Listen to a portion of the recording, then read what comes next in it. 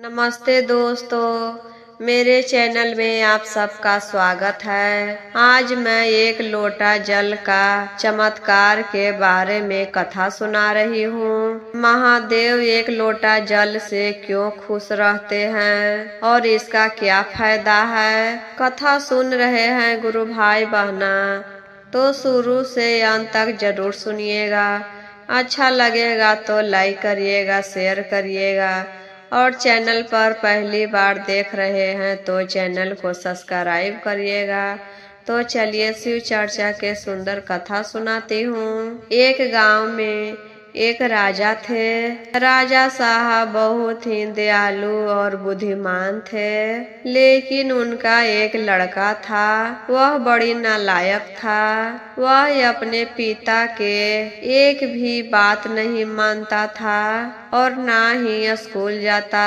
भर दिन बदमाशी करते रहता था, इधर उधर गांव में घूमता, कभी कोई बच्चा से झगड़ जाता था। अपने पिता के राजा होने पर उसको बहुत ही घमंड था कि मेरे पिता तो राजा हैं, हम कुछ भी करेंगे तो हमको सब क्या करेगा, नहीं पढ़ेंगे तो हमको क्या होगा। मेरे पिता तो राजा हैं, उनके बाद हम राजा बनेंगे, हमको पढ़ने से क्या काम। लेकिन सब गांव वाले राजा साहब को बहुत दुस्ते थे कि आप इतना अच्छे हैं और आपका बेटा बहुत नालायक है। ऐसे ही धीरे धीरे समय बीतता है गुरु बहना। राजा के बेटा अब बड़ा हो गया था, शादी करने लायक हो गया था, लेकिन वह इतना बदमाश था कि उसको से कोई शादी करने के लिए तैयार नहीं हुआ। सब लोग कहते थे कि जिसका किस्मत खराब होगा वही अपने लड़की के हाथ इसके हाथ में देगा। भला कौन शादी करेगा इसको से।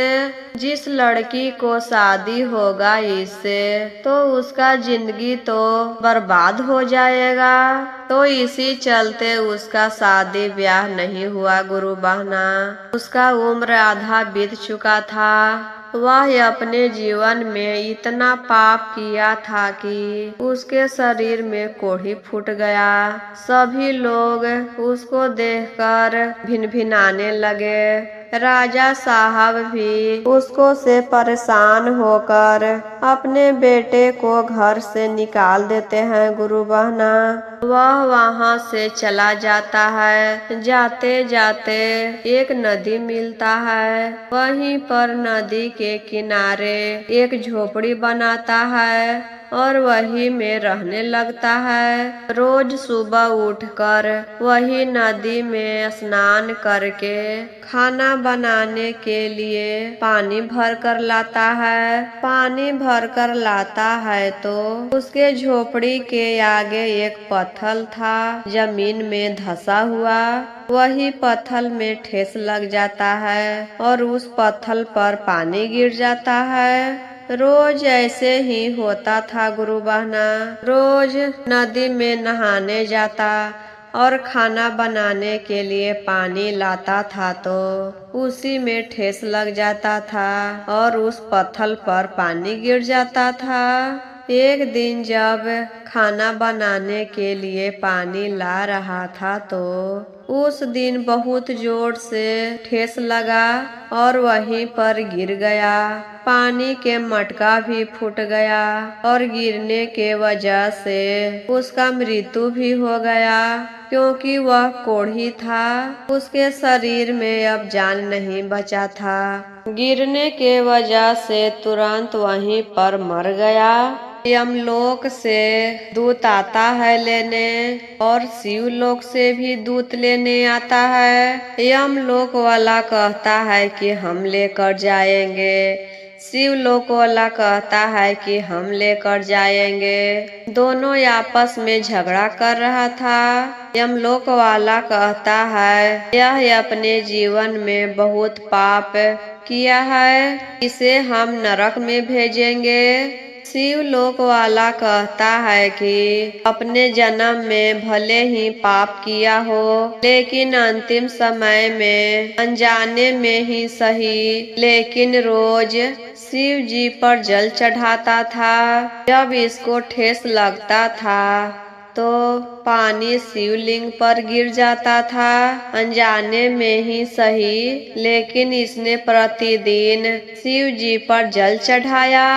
यमलोक वाला दूत कहता है, यहाँ पर तो शिवलिंग नहीं दिखाई दे रहा है, कहाँ पर जल चढ़ाता था। तब शिवलोक वाला दूत वहाँ पर मिट्टी खोदता है, जहाँ पर प्रतिदिन उसको ठेस लगता था। मिट्टी खोदने पर अंदर में एक सुंदर सा शिवलिंग था। वही शिवलिंग पर प्रतिदिन अनजाने से जल चढ़ जाता था और वही से शंकर भगवान खुश हो गए थे और अपने दूत को भेजे थे उसे लाने के लिए।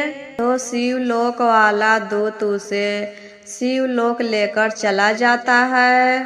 तो गुरु बहना, यही है एक लोटा जल का चमत्कार।